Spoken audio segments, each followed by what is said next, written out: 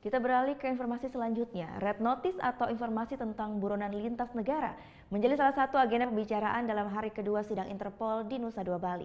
Tak hanya itu, di hari kedua juga dimanfaatkan Indonesia untuk melakukan beberapa dialog bilateral dengan negara tetangga.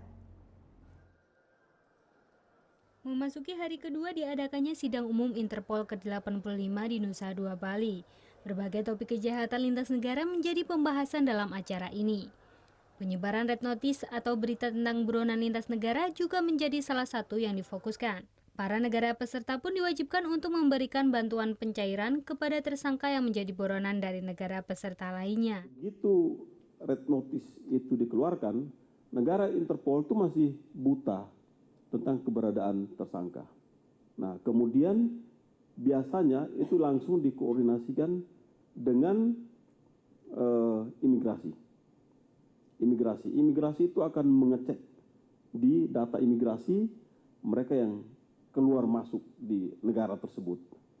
Nah, setelah imigrasi itu mengecek, baru diadakan pencarian.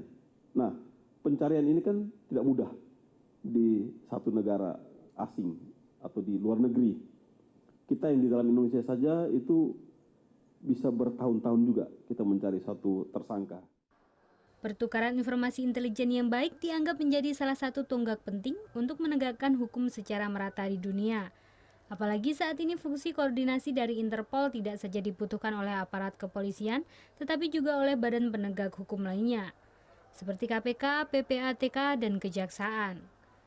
Untuk memudahkan penyaluran informasi ini, beberapa negara anggota juga diperkenankan untuk mengirimkan atase atau kontak person ke negara yang dianggap berpotensi menjadi tujuan berkembangnya kejahatan lintas negara.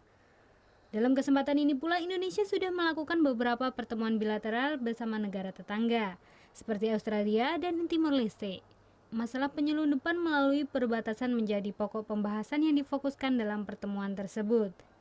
Gita Natalia, Andi Setiawan melaporkan untuk NET.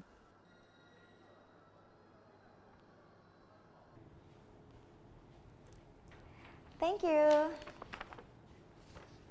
Udah selesai nonton beritanya?